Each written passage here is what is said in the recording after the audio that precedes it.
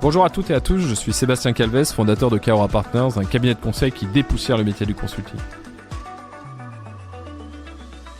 Dans le monde trépidant d'aujourd'hui, où le travail prend une place centrale dans nos vies, se sentir bien au sein de son environnement professionnel est essentiel. Du cœur à l'ouvrage est un podcast dédié à explorer les secrets d'un travail heureux en entreprise. Plus qu'un simple podcast, c'est une communauté pour toutes celles et ceux qui souhaitent avoir par leur travail un impact positif dans leur quotidien. Ensemble, nous allons discuter des tendances actuelles, des défis à relever et des solutions innovantes pour créer des environnements de travail où chacun peut trouver sa place et s'épanouir. Alors rejoignez-nous pour découvrir quels moyens utilisent nos intervenants pour rendre leur travail motivant, épanouissant et source de succès partagé. Bonne écoute à tous.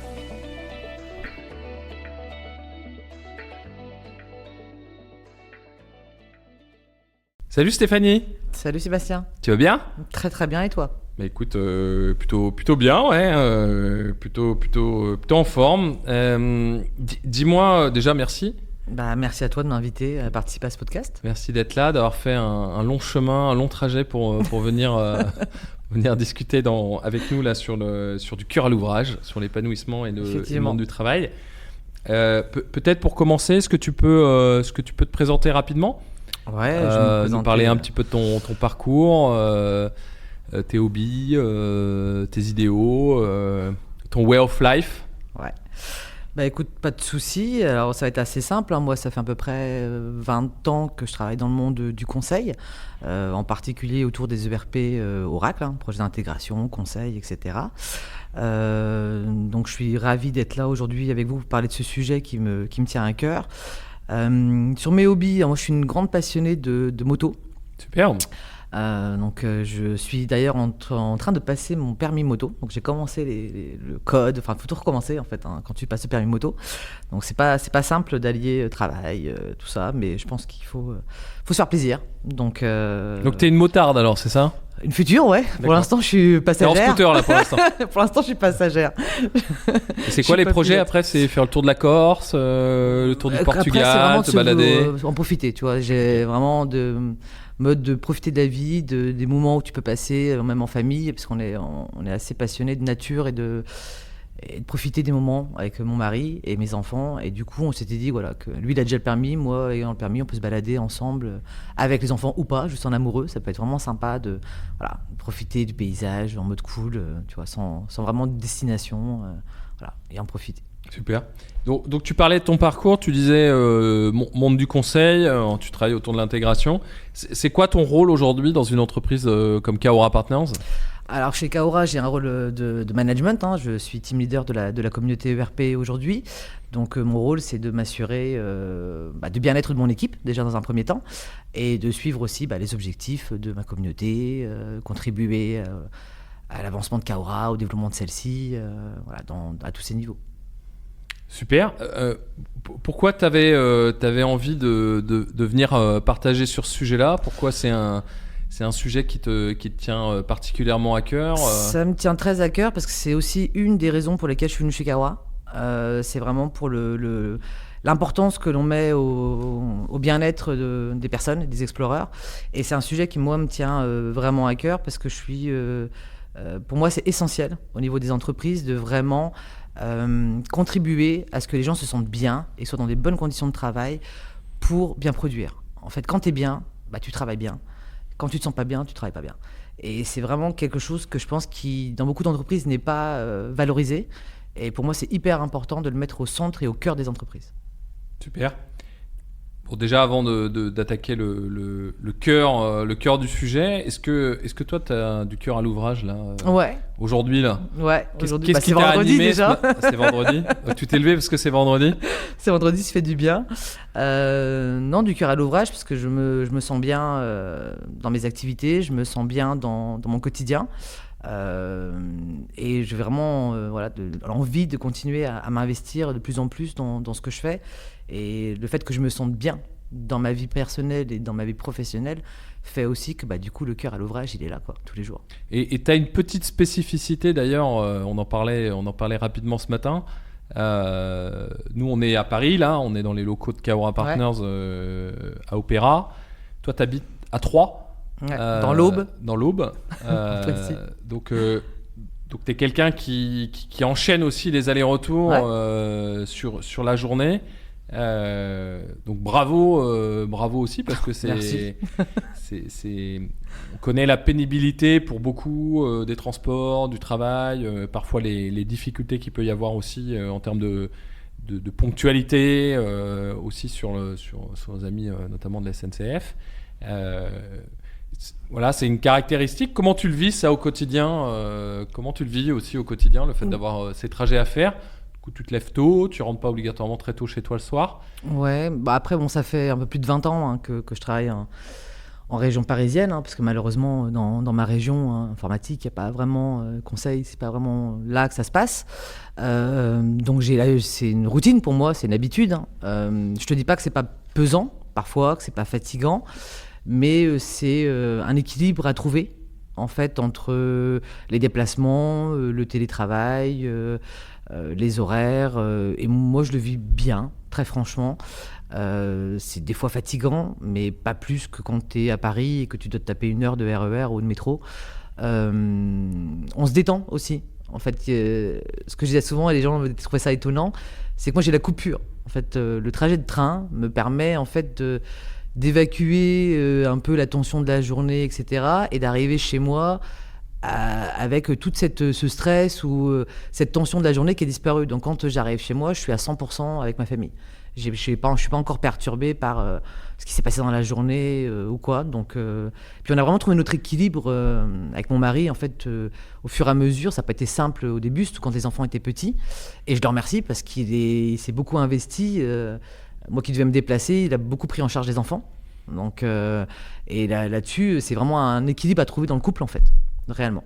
Et est-ce qu'on a l'image des rencontres dans le train, des gens qui se connaissent, qui prennent le même train à 6h02, mais celui c'est exactement de 19h ça. à 14.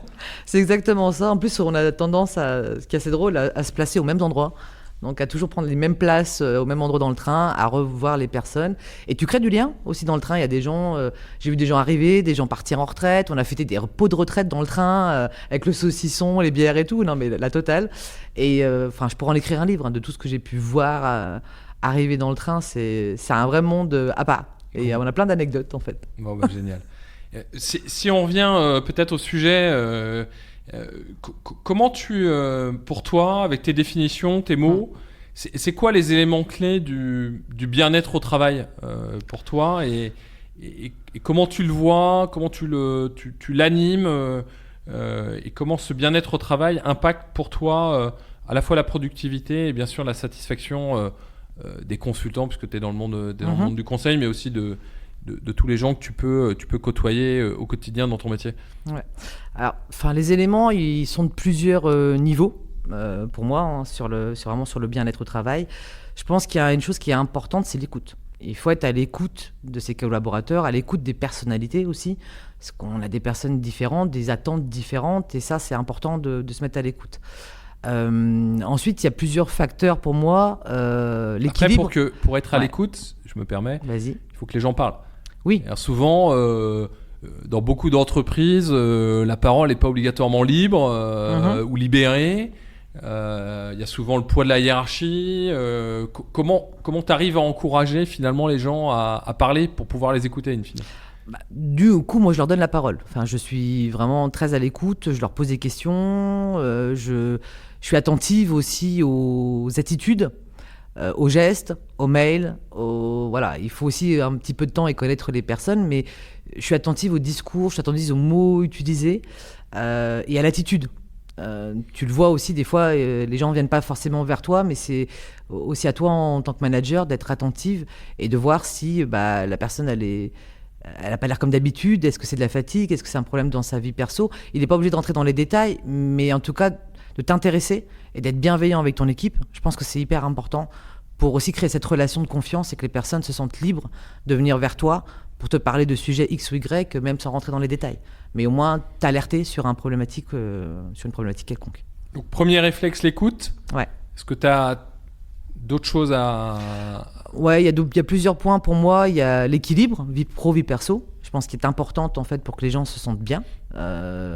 Donc il y a la charge de travail. Donc on sait qu'on a des périodes de charge de travail importantes, des périodes un peu plus calmes. Il faut veiller à cet équilibre et surveiller ça et être attentif à ces points-là. Même quitte à pousser des fois les gens à prendre quelques jours de congé. Ça m'est arrivé de pousser des gens de mon équipe à prendre quelques jours de congé, à faire un break parce que je sentais qu'on a des périodes difficiles, des périodes de tension. Sur les projets d'intégration, c'est assez long comme projet. Donc de les pousser même, quitte à prendre 2-3 jours de congé pour faire un break. Donc cet équilibre est important. L'environnement de travail aussi, tout ce qu'on peut proposer, donc que les gens soient dans des locaux lumineux, qu'ils soient bien installés, qu'ils aient tout ce qu'il leur faut pour travailler. On peut mettre pas mal de choses en place, mais chez Kawara, on a le café gratuit, on a les fontaines à eau, on a proposé des Tupperware pour que les gens puissent aller chercher à manger, des bouteilles en verre, pour être aussi côté écologique et prendre en compte cet aspect qui est important aussi pour nous. Il y a pas mal de choses sur les conditions de travail, l'environnement de travail, quand je parlais d'écoute, mais aussi promouvoir les activités comme la QVCT. Donc la qualité des conditions de vie au travail, c'est quelque chose qu'on suit, qu'on met en place chez Kawara, par nos labs aussi, qui sont là en train de surveiller ce qui se passe et de mettre des actions. T'expliques peut-être pour les auditeurs ce qu'est un lab, tout le monde n'est pas familier avec ce concept. Effectivement, ouais, c'est clair. Donc on a des labs, des laboratoires internes chez Kawara où les personnes participent volontairement, donc s'inscrivent dans un lab et travaillent ensemble, brainstorm sur des actions ou des propositions de solutions ou tout simplement des axes de formation, pas mal de choses en interne. Et on met en place, par exemple, au sein du Vigilab, qui est celui qui s'occupe du bien-être de nos explorers, ils ont mis des actions sur la QVCT. Donc on a parlé de santé mentale, on a parlé de conditions de vie au travail, on a fait des cours de sophrologie, on forme des gens au secourisme. Il y a eu des cours d'œnologie aussi, non? Œnologie, oui. On a Jérôme qui, vous pouvez regarder sur LinkedIn, vous verrez, on a un petit podcast qui va arriver sur Jérôme et son activité de viticulteur, donc qui est venu nous faire partager une de ses passions et faire un cours interne. Et on a pas mal de choses comme ça qu'on met en place et qu'on suit. Et on a, chez Kawara, mis des références santé mentale, parce que c'est hyper important de s'assurer de la santé mentale de nos collaborateurs et de s'assurer qu'ils vont bien et de surveiller cette activité-là. C'est très important. Tu nous en dis un mot un peu plus détaillé là, sur le rôle spécifique d'un référent santé mentale au sein d'une entreprise comme la tienne. Alors, un référent santé mentale, c'est comme un secouriste du travail, mais au lieu de s'occuper de la santé de la personne, lui va s'occuper essentiellement de sa santé mentale. Alors, on n'est pas médecin, hein. Les référents ne sont pas des médecins, ils ne vont pas donner de diagnostic ou de choses comme ça, mais ils sont là pour être à l'écoute, pour surveiller des signes. Donc il y a des formations, hein, bien sûr, ils sont formés pour savoir comment réagir, comment voir les signes. Et la santé mentale, en fait, elle se découle sous diverses formes. On a tendance à penser que santé mentale, on parle des troubles psychotiques, des gens qui sont bipolaires, des gens qui sont schizophrènes, choses comme ça. Alors que non, la dépression, la tristesse, le stress, il y a beaucoup de facteurs, l'anxiété, qui interviennent en fait sur la santé des gens. Et le fait, c'est d'être à l'écoute, d'être un référent. Donc soit la personne peut venir te voir, soit tu es alerté par un collègue. Et les gens viennent naturellement vers le référent santé mentale. C'est difficile. C'est pas facile, hein, déjà dans sa vie personnelle, le fait d'en parler à son environnement proche, entre guillemets, ou décider. C'est plus difficile d'en parler. Donc d'aller en entreprise, en parler à... c'est quelqu'un qui n'est pas dans ta vie directe et c'est quelqu'un qui est là, justement, qui joue ce rôle. Donc, c'est peut-être plus facile d'aller parler à quelqu'un d'externe qu'à quelqu'un de ta famille. Où là, il y a un lien affectif qui est assez compliqué et c'est pas toujours facile de parler à quelqu'un de son entourage de premier abord sans avoir l'impression d'être jugé. Le fait d'avoir un référent, mais même comme ça, c'est assez difficile d'aller que les gens viennent librement te parler. Souvent, c'est plus... soit on est alerté par une attitude, soit on est alerté par des collègues. Et du coup, c'est nous qui enclenchons en fait la discussion, qui allons tendre la perche pour la discussion. Ce qui est important dans le rôle de référent, c'est de ne pas laisser tomber, de ne pas lâcher l'affaire. C'est-à-dire que la personne, elle peut t'envoyer sur les roses 1000 fois. faut toujours que tu sois là à tendre la perche, à essayer de l'aider. De pouvoir en fait lui apporter tes conseils, des démarches. On est plutôt là pour un accompagnement. C'est vraiment un accompagnement de la personne, lui dire ce qu'elle peut faire, comment elle peut agir, ce qui est possible pour elle en fait en termes d'accompagnement.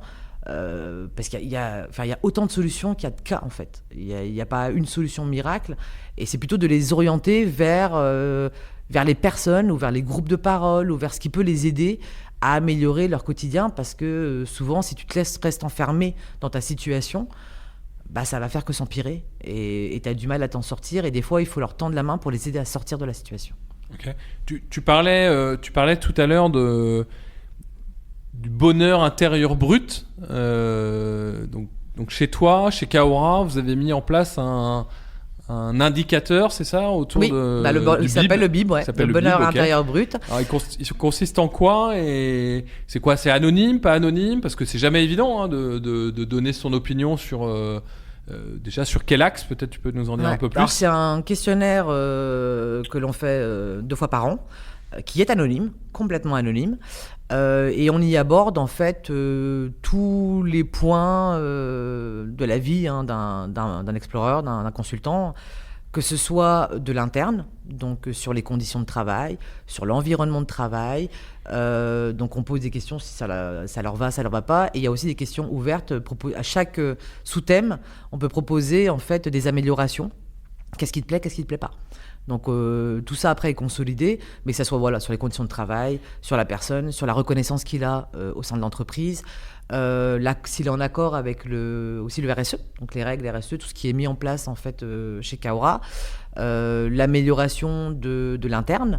Enfin, on parle vraiment de tous les points, charge de travail, conditions, bien-être. Enfin, on aborde tous les sujets, et il y a un champ à la fin libre de propositions, d'améliorations à tous les niveaux. Et tu arrives à avoir un taux de participation à quelle hauteur sur ce type d'initiative là, dans une entreprise comme la vôtre? Généralement, on arrive à avoir un taux de participation de 75 à 80%, qu'on aimerait encore améliorer. Ouais. On aimerait améliorer pour qu'on atteigne... les 100%, ça serait l'idéal. Mais notre axe, c'est de progresser tous les ans, et qu'à chaque BIB, on ait plus de participation qu'avant. Il faut savoir qu'on compile toutes les informations, et ensuite on les partage à tout le monde. Donc tout le monde connaît les résultats du BIM, qui sont anonymes complètement, et on a une note moyenne. Donc dernièrement, la note elle était de 4,3 puis 4,4 sur 5. C'est quand même une très très bonne note, et on continue de prendre des axes d'amélioration. Et quand je vous parlais tout à l'heure des tupperwares qu'on a mis pour aller rechercher à manger pour ceux qui veulent manger au bureau et ne pas faire de déchets, ça c'était une des propositions qui a été prise dans le BIB et qu'on a mis en place. Pareil pour les gourdes en verre, pareil pour pas mal d'actions sur les écrans, des écrans déportés. Enfin voilà, on essaye de prendre toutes les informations qui sont faites et de mettre des plans d'action, de les partager avec tout le monde et de les suivre. Et en fait, les propositions concrètes sont prises en compte, et je pense que les gens, du coup, s'intéressent d'autant plus à répondre à ce questionnaire, parce qu'ils voient que ce qu'ils ont demandé ou ce qu'ils ont proposé est pris en compte et mis en place. Donc du coup, tu te sens vraiment valorisé, et tu sens que ça sert à quelque chose. Donc ça te donne encore plus envie d'y répondre. Bien sûr. Et du coup, il y a un zoom particulier sur la partie santé mentale, oui. QVCT, sécurité, santé mentale. Ouais. Okay. On prend en compte les conditions de travail, donc que ça soit poste de travail, ergonomie, environnement, équilibre, vie pro, vie perso.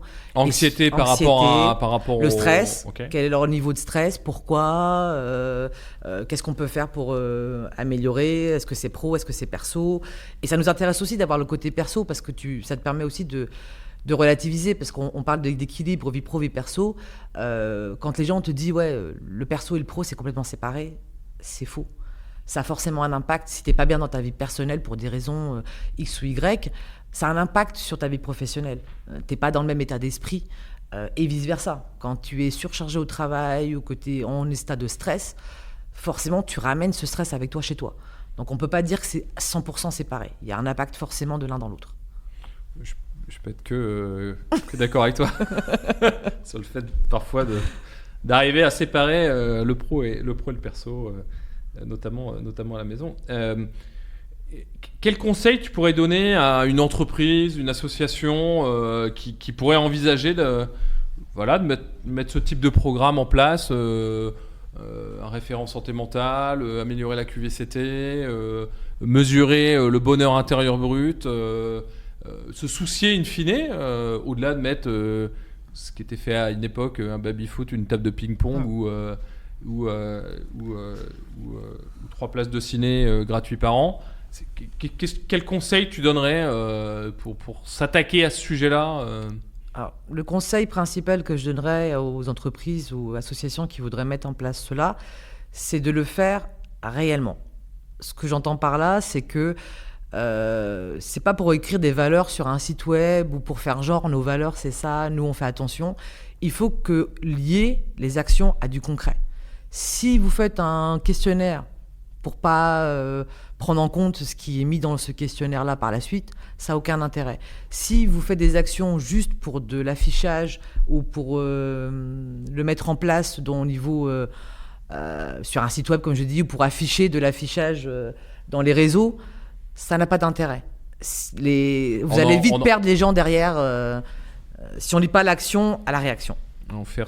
Faire ce qu'on dit et dire ce qu'on fait. Exactement. Ouais, c'est hyper important. Ouais, ça, tu prêches un convaincu et c'est vrai que le fait de beaucoup d'entreprises aujourd'hui martèlent le fait que l'employé, le salarié, le consultant soient au centre de l'entreprise. Bon, dans la réalité, c'est pas toujours le cas. En tout cas, merci de ces conseils avisés et merci de ce témoignage sur ton quotidien et donc.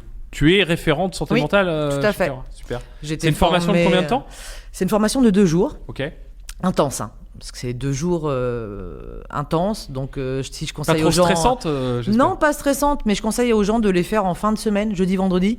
Parce que derrière, voilà, on a le week-end.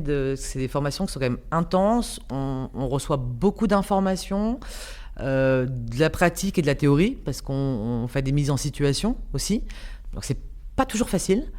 Il y a des larmes aussi dans cette formation parce que faut savoir et c'est une des premières choses qu'on nous a demandé la formatrice, c'est qu'il y avait peut-être des choses qui allaient faire écho à notre vie. D'accord. On peut avoir des gens dans notre famille, dans nos amis qui sont atteints par ces problématiques et donc tout ce qu'on voit peut faire écho dans notre vie personnelle. Donc on avait un système de signes pour dire je sors de la pièce, je lève un pouce et juste je vais aux toilettes et puis je baisse le pouce en disant ça m'impacte, donc je sors de la salle quelques minutes pour reprendre mes esprits. Donc c'est vraiment aux toilettes ou non, pas obligatoirement. Où tu voulais, tu pouvais même sortir du bâtiment, mais c'est vraiment fait avec bienveillance et ce qui est important en fait dans cet aspect de santé mentale, c'est vraiment d'être toujours dans une bienveillance, dans une écoute active. Pas de jugement, on n'est pas du tout dans le jugement et on n'est pas là pour ça. Donc on a tous notre vie personnelle, notre enfance, notre éducation qui fait que, mais ça on le garde pour nous et on l'oublie quand on est dans une posture de référent. Et on est vraiment là à l'écoute de la personne et vraiment ce qui est important, de ne pas lâcher. Parce que des fois vous allez aller voir la personne, essayer d'avoir des questions et elle va vous envoyer bouler. Parce qu'elle ne veut pas répondre, parce qu'elle a peur, parce qu'elle ne se sent pas en confiance à ce moment-là. Ce qu'il faut, c'est revenir de temps en temps, régulièrement, offrir son aide. La personne elle l'apprend pas. Faut accepter qu'on ne peut pas aider les gens contre leur volonté. Et ça, c'est pas toujours évident de comprendre ça.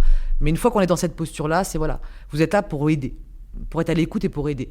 Si la personne prend votre main, tant mieux. Si elle la prend pas, retendez-la plusieurs fois. Et restez toujours dans cette posture-là. Écoute Stéphanie, un grand merci. On est très heureux et très fiers de t'avoir dans ce podcast et 2 de t'avoir chez Kawa. Je te remercie, c'est gentil. Et c'est sincère. Peut-être avant de nous quitter, peut-être une dernière question. C'est quoi le conseil, le réflexe que tu adoptes le matin quand tu te réveilles là pour avoir la patate comme tu l'as tous les jours et monter dans ce train de 6h02 et aller manger un saucisson et faire un pot de départ dès le matin. Non, mais pour venir au boulot avec autant d'envie, d'énergie, d'enthousiasme et de sourire comme tu l'as au quotidien. C'est quoi tes réflexes ? C'est quoi tes C'est quoi tes 2-3 tips là? Qu'est-ce que tu fais le matin? Tu mets quoi dans ton... Mes 2-3 tips. Alors, moi, prends un déjà, Nesquik? moi, je prends un bon café bien fort. Ouais, je suis une fan de café, donc moi, c'est café bien fort. Mon tip, c'est que moi, je vois toujours la vie du côté positif. Si je me dis que voilà, la vie est courte, il faut en profiter, il faut toujours avancer. C'est vraiment un lit de vie. Chez moi et dans mon attitude quotidienne, c'est quelque chose que je répète aussi à mes enfants tous les jours, de ne jamais faire aux autres ce que tu ne voudrais pas qu'on te fasse. Et ça, c'est vraiment pour moi un axe de vie. Donc toujours positif, toujours dans l'axe positif. Après, moi je suis fan de musique, donc moi là dans la voiture le matin toute seule, musique à fond, je mets des trucs bien motivants, des trucs qui me plaisent. Alors moi je suis plutôt rock, donc gros rock à fond dans la voiture. C'est quoi le bon titre rock du moment là? Je sais pas, il y en a plein, j'en écoute tellement, mais tu te mets un bon Kings of Leon ou tu te mets un bon AC/DC dans la voiture à fond le matin, et moi ça me met la patate. Après chacun ses titres ou ses trucs. Le latino aussi, je suis très musique latine. Je mets ça à fond dans le matin dans la voiture, ça me motive. Et puis souvent quand je sors de la gare, quand je viens au boulot, je me mets un peu de musique pour me mettre dans ma bulle, pour me concentrer un peu et arriver. Je laisse mes problèmes à la porte en fait. C'est un peu mon leitmotiv. C'est pas toujours évident, c'est pas toujours facile, mais même quand ça va pas trop, je laisse ça à la porte et le sourire est communicatif. Donc si tu souris, généralement t'as un sourire en retour. Écoute, en tout cas, en t'écoutant, je suis tout smile et très heureux, et je vais pouvoir continuer à profiter de ma journée avec énormément d'énergie, d'enthousiasme et de sourire que tu as pu nous communiquer dans ce podcast, et je pense que c'est le cas pour tous les gens qui ont pu t'écouter. Écoute, un grand merci Stéphanie, et puis au plaisir de te recroiser prochainement peut-être sur ce podcast. Ouais, écoute, merci à toi de m'avoir invité pour parler de ce sujet hyper intéressant, et voilà, tous ceux qui nous écoutent, n'hésitez pas à mettre du bonheur dans votre travail et du bonheur autour de vous, parce que c'est comme ça que vous arriverez à avancer, à atteindre vos objectifs et à vous sentir bien dans tout ce que vous faites. Merci d'avoir suivi cet épisode du Cœur à l'ouvrage. Nous espérons que cet échange vous a apporté quelques clés précieuses pour allier épanouissement et travail. Rejoignez notre communauté et poursuivons ensemble cette exploration des secrets d'un travail heureux en entreprise. Car ensemble, nous avons le pouvoir de changer l'état d'esprit autour du travail et où chacun peut s'y épanouir pleinement. Merci de faire partie de cette aventure enrichissante. À très bientôt pour de nouveaux épisodes du Cœur à l'ouvrage. Bonne continuation et surtout, belle écoute!